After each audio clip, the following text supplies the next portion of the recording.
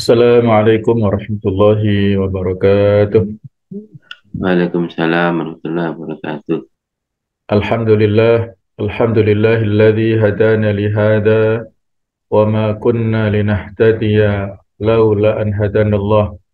Asyhadu an la ilaha illallah wahdahu la syarika lah wa asyhadu anna Muhammadan abduhu wa rasuluh la nabiyya ba'dah. Allahumma salli wa sallim ala sayyidina wa habibina wa maulana Muhammad wa ala alihi wa ashabihi wa ansarihi wa junudihi wa man sara ala nahjihi wa ta'bi da'watihi ila yaumil qiyamah. Amma ba'du. Para asatidzah rahimakumullah. Alhamdulillah kita sekarang berada di awal bulan Dzulhijjah, yang mana bulan ini adalah bulan terakhir atau bulan ke-12 dari tahun Hijriah. Kita sekarang berada pada tahun 1444 Hijriah, dan secara bahasa Dzulhijjah ini berasal dari dua kata.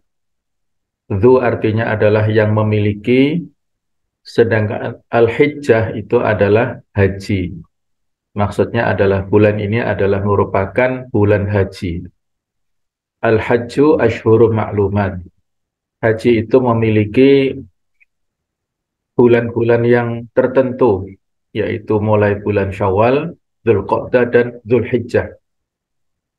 Jadi barang siapa yang berkesempatan dan longgar berada di tanah suci, maka sejak bulan Syawal itu sudah bisa melaksanakan rangkaian pelaksanaan ibadah haji, ya tentunya dengan haji tamattu, yang melaksanakan umroh dulu baru menunggu sampai dengan tanggal 8 Dzulhijjah nantinya. Dan Allah Subhanahu wa taala memberikan kemuliaan bulan Dzulhijjah ini adalah salah satu di antara Ashhurul Hurum, bulan-bulan mulia yang pada zaman jahiliyah dulu tidak boleh dilaksanakan peperangan di 4 bulan, yaitu bulan Rajab, Dzulqa'dah, Dzulhijjah, dan Muharram. Adapun kemuliaan yang lebih utama itu adalah berada pada 10 hari pertama di bulan Dzulhijjah ini. Sehingga Allah Ta'ala mengabadikan dalam Al-Quran, surah Al-Fajr, wa layalin ashr, yaitu demi malam-malam yang 10. Apa yang dimaksud dengan malam-malam yang 10 ini? Disampaikan oleh Ibnu Katsir dalam tafsirnya, yang dimaksud dengan 10 hari pada ayat tersebut adalah 10 hari pertama pada bulan Dzulhijjah, sebagaimana dikatakan oleh mayoritas para ahli tafsir. Walaupun ada sebagian yang menyebutkan yang dimaksud walayalin asyr itu adalah 10 hari terakhir di bulan Ramadan, tetapi yang rajih, yang kuat dan masyhur itu adalah 10 hari yang terakhir ini. Jadi 10 hari yang pertama di bulan Dzulhijjah ini adalah merupakan hari-hari mulia yang dicintai oleh Allah Subhanahu wa taala, di mana kita mendapatkan kesempatan yang sangat bagus atau disebut kesempatan emas untuk meraih keutamaan pahala yang sangat besar, mendulang pahala yang sebanyak-banyaknya. Sebagaimana dalam potongan hadis riwayat Bukhari, bahwasanya Rasulullah SAW pernah bersabda, "Ma min ayyamin al-amal salih fiha ahabbu ilallah min ghairi hadhil ayyam." Tidak ada hari-hari yang mana amal soleh itu lebih dicintai oleh Allah Ta'ala daripada amal soleh yang dilakukan pada hari-hari di 10 awal pertama di bulan Dzulhijjah ini. Sehingga sebagai seorang muslim, kita harus memanfaatkan keberadaan hari-hari yang baik ini untuk melaksanakan amal-amal baik, amal-amal soleh. Amal-amal kebaikan kita itu dilipat gandakan keberkahannya oleh Allah Ta'ala dilipat gandakan pahalanya, diantaranya adalah faktor waktu. Ya, seperti ini, waktu awal-awal bulan Dzulhijjah atau pada saat bulan Ramadan kemarin, dan juga disebabkan oleh faktor tempat. Misalnya kita melaksanakan kebaikan di tanah suci, di tanah haram Makkah ataupun Madinah, ataupun faktor pelakunya, faktor manfaat dan lain-lainnya. Nah, kita sekarang berada pada pemuliaan waktu, maka hendaklah kita lakukan amal-amal. Apa saja yang bisa kita lakukan? Paling tidak ada 8 amalan utama di bulan Dzulhijjah ini. Yaitu yang pertama adalah berpuasa antara tanggal 1 sampai 9, terutama adalah pada hari Arafah. Yang kedua adalah dengan memperbanyak takbir, baik itu takbir secara mutlak ataupun muqayyad. Kemudian yang ketiga adalah menunaikan haji dan umrah. Yang keempat adalah memperbanyak amal-amal soleh. Yang kelima adalah sholat Idul Adha. Yang keenam adalah menyembelih hewan kurban. 7, memperbanyak taubat. Dan yang kedelapan adalah memperbanyak sedekah. Yang pertama adalah pada awal-awal bulan Dzulhijjah ini hendaklah kita memperbanyak puasa. Mulai tanggal 1 sampai tanggal 9 Dzulhijjah. Dan yang sangat ditekankan adalah puasa Arafah tanggal 9 Dzulhijjah. Abu Qatadah radhiyallahu anhu pernah meriwayatkan bahwasanya Nabi Muhammad sallallahu alaihi wasallam bersabda, "Siyamu yaumi Arafah ahtasibu 'ala Allahi an yukaffira as-sanah allati qablahu wa sanata allati ba'dahu." Puasa hari Arafah itu saya berharap kepada Allah agar menjadikan puasa ini sebagai penebus dosa, dosa-dosa kecil ya, 1 tahun sebelumnya dan 1 tahun yang setelahnya. Hadis riwayat Ahmad dan Imam Muslim. Jadi fadilah yang luar biasa, 2 tahun kesalahan, dosa-dosa kecil kita dihapus oleh puasa Arafah ini. Yang ini lebih banyak daripada puasa Asyura, yaitu pada tanggal 10 Muharram. Sehingga ini mari kita manfaatkan sebanyak-banyaknya.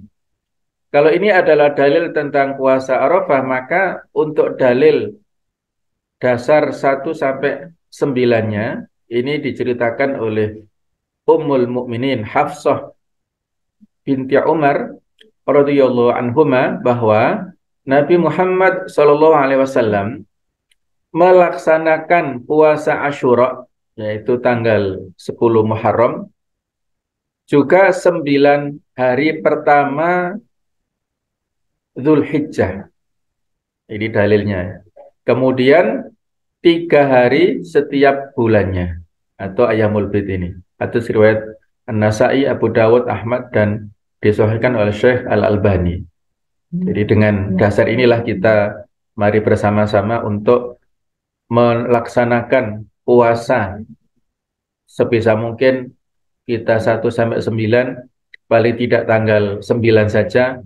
Dan barangkali karena sekarang kita berada pada khilafiyah, maka kita berjaga-jaga bukan hanya 9-nya tapi tanggal 8-nya kita juga puasa. Barangkali ada spekulasi ya, maksudnya untuk berjaga-jaga ada perbedaan hari di antara kita ya. Jadi untuk cadangannya lah seperti itu ya.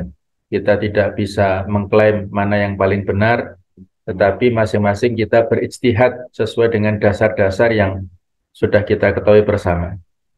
Berikutnya, yang kedua adalah kita memperbanyak takbir, atau dalam bahasa kita adalah takbiran. Sama seperti pada umumnya takbiran yang kita kenal, yaitu ada 2 jenis pelaksanaannya. Takbiran yang bersifat mutlak, takbir mutlak yang tidak terikat oleh waktu. Takbiran mutlak adalah takbiran yang dilakukan kapan saja dan di mana saja selama masih dalam rentang waktu yang dibolehkan. Mulainya adalah takbir mutlak ini mulai sejak tanggal 1 Dzulhijjah dan berakhir hingga waktu asar tanggal 13 Dzulhijjah. Ini disyariatkan untuk memperbanyak ucapan takbir di mana saja, kapan saja, dan dalam kondisi apa saja ya, kecuali pada tempat-tempat tertentu ya, misalnya di toilet ya, pada saat kita buang hajat ya, pada saat misalnya berjima itu kan nggak boleh ya kita menyampaikan kalimat-kalimat seperti ini ya. Jadi kalau dalam kondisi normal boleh saja kita sambil berjalan di kendaraan, bekerja, berdiri, duduk, ataupun berbaring. Demikian pula takbiran ini bisa dilakukan di rumah, di jalan, kantor, di sawah, pasar, lapangan, masjid, dan seterusnya, dimanapun kita berada. Sebagaimana hadis ataupun dasar-dasar ya yang telah disampaikan, yaitu secara umum disebutkan dalam Al-Quranul Karim. Allah Ta'ala berfirman, wa yadhkuru smallahi fi ayyamin ma'lumat, supaya mereka berzikir menyebut nama Allah pada hari yang telah ditentukan. Al-Hajj ayat 28. Kemudian di ayat lain Allah juga berfirman, wadhkurullaha fi ayyamin ma'dudat, dan berzikirlah dengan menyebut Allah dalam beberapa hari yang berbilang. Al-Baqarah 203.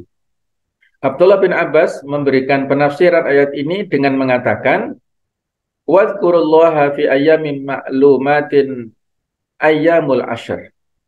Yang dimaksud dengan hari-hari yang ditentukan adalah tanggal 1 sampai 10 Dzulhijjah. Wal ayyamul ma'dudat ayyamut tasyriq. Dan yang dimaksud dengan beberapa hari yang berbilang adalah hari tasyrik, tanggal 11, 12, dan 13 Dzulhijjah. Ini diceritakan oleh Al-Bukhari secara mu'allaq, bab keutamaan beramal di hari tasyrik. Inilah dasar yang menjadi pedoman takbir secara mutlak dimanapun, kapanpun kita berada, selama kita masih tanggal 1 sampai 10 Dzulhijjah ini memperbanyak takbir. Adapun beberapa hadis diceritakan oleh Abdullah bin Umar bahwasanya Rasulullah SAW bersabda, potongannya sudah saya sampaikan tadi ya, ma min ayyam a'dhamu indallahi wa la habbu ilaihi minal amal fihinna min hadhil ayyam al-ashr fa'akthiru fihinna minat tahlil wat takbir wat tahmid. Tidak ada amal yang dilakukan di hari lebih agung dan lebih dicintai Allah melebihi amal yang dilakukan pada tanggal 1 sampai 10 Dzulhijjah. Oleh karena itu, perbanyaklah membaca tahlil, takbir, dan tahmid pada hari itu. Hadis riwayat Ahmad dan sanadnya disahihkan oleh Syekh Ahmad Syakir. Berikutnya, praktek beberapa sahabat, di antaranya wa kana Ibnu Umar wa Abu Hurairah yakhrujani ila suq fi ayyamil ashr yukabbirani wa yukabbirun nasu bi takbirihima. Dulu Abdullah bin Umar, kemudian Abu Hurairah pernah pergi ke pasar pada tanggal 1 sampai 10 Dzulhijjah ini. Mereka berdua mengucapkan kalimat takbir, kemudian orang-orang pun bertakbir disebabkan mendengar takbir mereka berdua ini. Hadis riwayat Bukhari secara mu'allaq. Kemudian yang kedua, jenis takbir yang muqayyad, yaitu takbir yang ditentukan pelaksanaannya setelah selesai melaksanakan sholat fardu atau sholat wajib. Dimulainya adalah sejak tanggal 9 Dzulhijjah waktu subuh ini. Itu sudah dimulai. Dan diakhiri pada setelah sholat asar tanggal 13 Dzulhijjah, akhir hari tasyrik. Ini beberapa dasarnya memang disandarkan kepada beberapa perilaku sahabat ya. Di antaranya Umar bin Khattab, annahu kana yukabbiru min sholatil ghadati yauma Arafah ila sholatil dhuhri min akhiri ayyamit tasyrik. Bahwasanya Umar ini dulu pernah bertakbir setelah sholat subuh pada tanggal 9 Dzulhijjah sampai setelah zuhur pada tanggal 13 Dzulhijjah. Yang kedua yaitu yang dilakukan oleh Ali bin Abi Thalib, annahu kana yukabbiru min salatil fajr yauma Arafah ila salatil asr min akhir ayyamit tasyriq wa yukabbiru ba'dal asr. Nah, bedanya di finishnya saja ya. Jadi kalau startnya sama yaitu subuh pada tanggal 9 Dzulhijjah ini, kemudian finishnya itu sampai sholat asar dan bahkan setelah sholat asar. Berikutnya yang ketiga adalah yang dilakukan oleh Abdullah bin Abbas, annahu kana yukabbiru min sholatil fajr yauma Arafah ila akhir ayyamit tasyrik la yukabbiru fil maghrib. Jadi beliau mengawali sama tanggal 9 subuh, kemudian finishnya sampai akhir hari tasyrik, tetapi tidak bertakbir sampai maghrib. Jadi sampai habis asar, nah, tetapi tidak sampai setelah maghrib. Sedangkan Abdullah bin Mas'ud disebutkan dalam riwayat yukabbiru min sholati subhi yauma Arafah ila sholatil asri min akhir ayyamit tasyrik.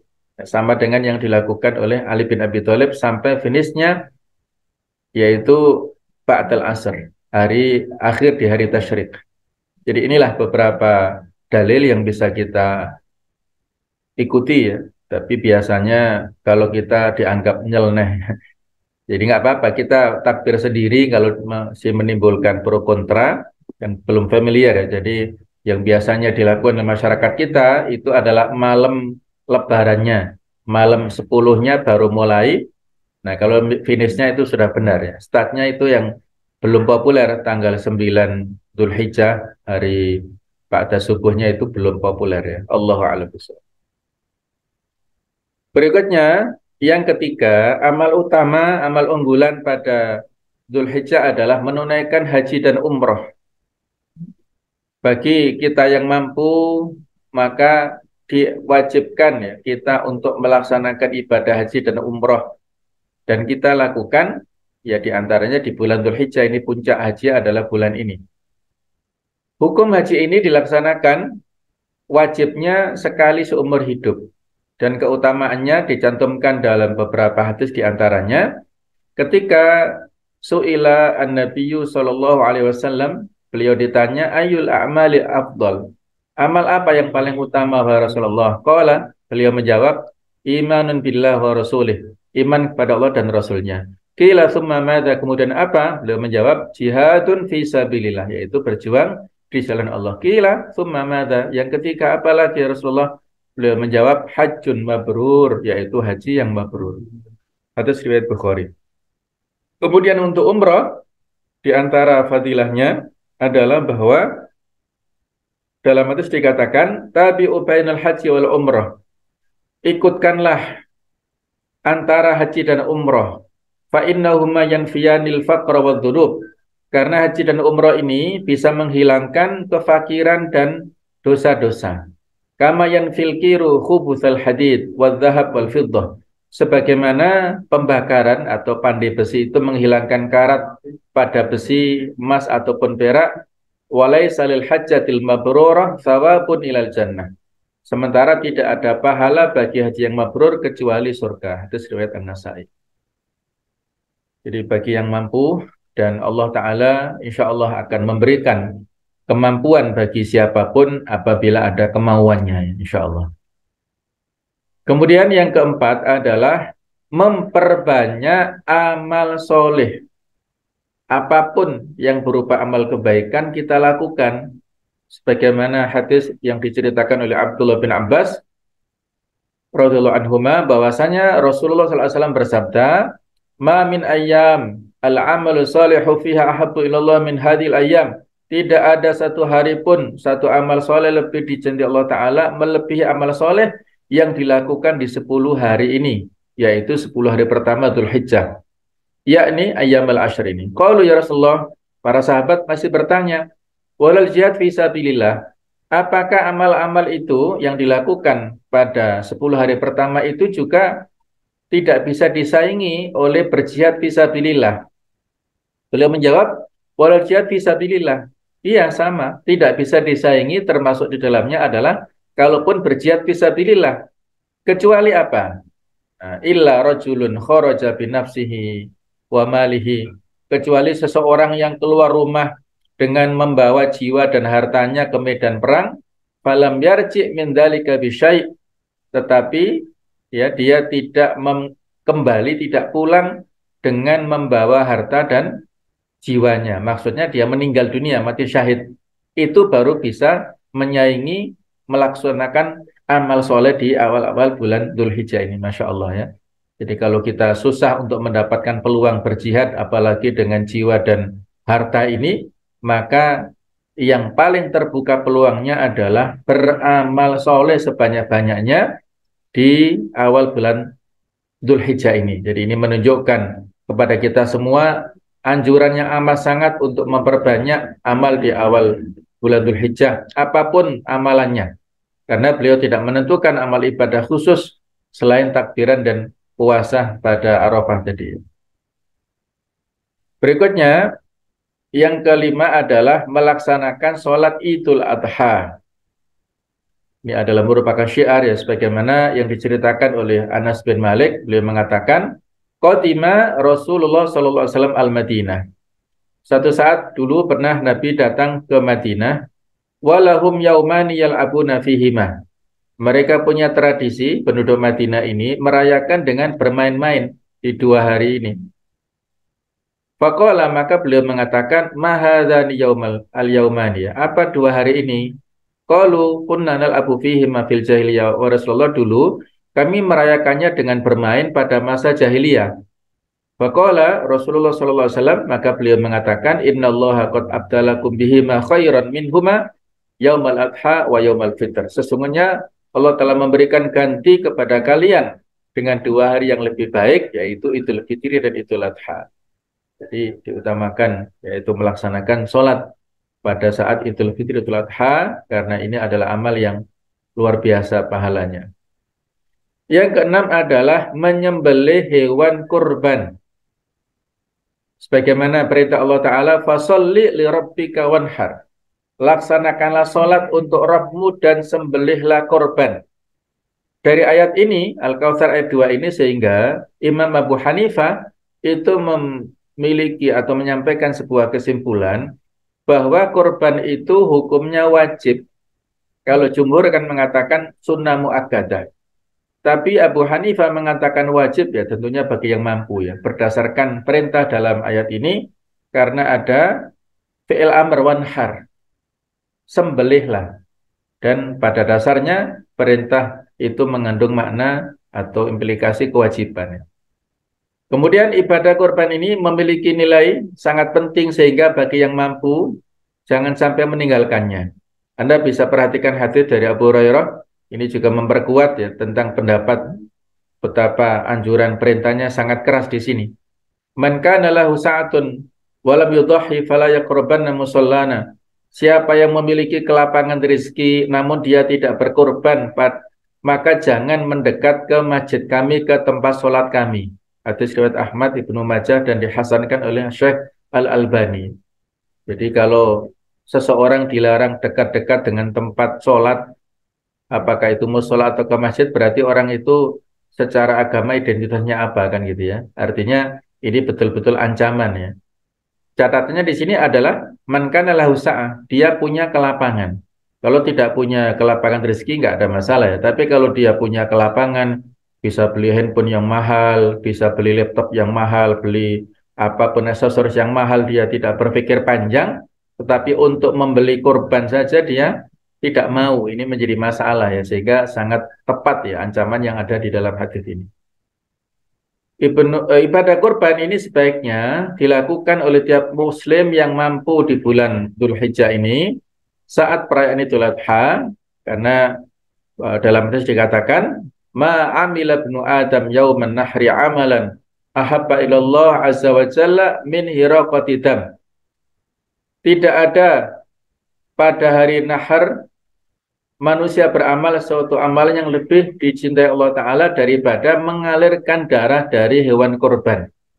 Wa innahu layati yaumal qiyamah bi quruniha wa adlafiha wa asy'ariha, dan sesungguhnya binatang itu akan datang pada hari kiamat nanti dengan tanduk-tanduknya dan kuku-kukunya, wa asy'ariha dan juga rambut-rambutnya, bulu-bulunya, wa inna dam la yaqa'u minallah azza wa jalla fi makanin qabla an yaqa'a 'alal ardi fatibu biha nafsan, dan sesungguhnya darah tersebut akan sampai pahalanya kepada Allah Ta'ala sebelum tetesan darah tersebut jatuh ke bumi. Maka bersihkanlah jiwa kalian dengan berkorban. Hadis riwayat Tirmidzi. Betapa cepatnya jatuhnya darah dari leher korban ke atas bumi ya, tapi sampainya pahala itu kepada Allah jauh lebih cepat. Allah meridhoi orang yang berkorban ya tentunya dengan landasan dan tujuan ikhlas lillahi ta'ala, bukan untuk prestis atau bukan untuk kebanggaan. Ada catatan di sini, bagi orang yang hendak korban maka dilarang memotong kuku dan juga rambutnya, dan bukan kuku ataupun bulu hewannya, karena ada sebagian yang berpendapat yang dilarang itu hewan kurbannya yang dipotong kuku dan rambutnya ini ya. Yang sahih adalah sahibul kurbannya. Mulai dari tanggal 1 sampai hewan itu dipotong.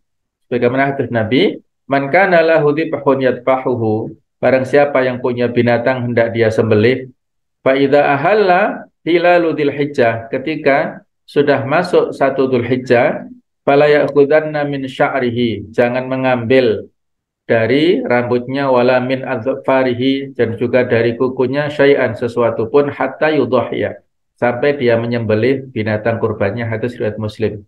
Ini dikiaskan seperti orang yang sedang ihram, tidak boleh mengambil sesuatu dari tubuhnya, karena insya Allah nanti semuanya itu akan menjadi saksi di akhirat tentang kebaikan kita di dunia ini. Kemudian amal yang perlu untuk kita lakukan pada awal-awal Dzulhijjah ini adalah memperbanyak taubat. Ya, sebenarnya bukan hanya awal Dzulhijjah, kapanpun, tapi karena ini adalah hari-hari yang mulia tadi, maka tentunya lebih dianjurkan, sangat dianjurkan untuk memperbanyak taubat dan istighfar. Dalam banyak hadis diceritakan bahwasanya fadilah taubat ini diantaranya Allah Ta'ala dalam sebuah hadis qudsi mengatakan, "Ya bani Adam, wahai manusia, innaka ma ta'autani wa rajautani." Sesungguhnya jika engkau menyeru dan mengharap padaku, ghafartu laka ala ma kana fik, maka pasti aku ampuni dosa-dosamu tanpa aku pedulikan, wala ubali. Ya bani Adam, wahai manusia, lau balaghat dzunubuka inanas sama, seandainya dosa-dosamu membumbung tinggi hingga ke langit, tsumma astaghfartani, kemudian engkau memohon ampun kepadaku, ghafartu laka wala ubali, aku akan ampuni dan aku nggak peduli seberapa banyak dosamu. Ya bani Adam, wahai anak Adam, innaka lau ataitani bi qurabil ardi khotoya, seandainya kamu datang kepadaku dengan banyak dosa sepenuh bumi, tsumma laqitani la tusyriku bi syai'a, kemudian kamu bertemu kepadaku dengan tidak membawa syirik, la ataituka bi qurabiha maghfirah, aku akan membalasnya, mendatangimu dengan ampunan sepenuh bumi pula. Tapi kebalikannya, kalau kita datang kepada Allah dengan segudang, segunung, atau sepenuh bumi pahala atau amal soleh, namun ada kesyirikan, maka Allah akan memberikan siksa ya kepada kita. Inilah harus kita waspadai dosa syirik, dosa yang terbesar ya. Maka di sini kita memperbanyak taubat istighfar kepada Allah Ta'ala. Yang kedelapan adalah memperbanyak sedekah. Ya dimanapun, kapanpun kita dianjurkan, tapi lebih utama adalah pada awal-awal Dzulhijjah ini. Sebagaimana yang disampaikan oleh Syekh Muhammad bin Shalih Al-Utsaimin, beliau mengatakan sedekah di 10 awal bulan Dzulhijjah ini lebih dicintai oleh Allah dari sedekah di 10 hari terakhir di bulan Ramadan.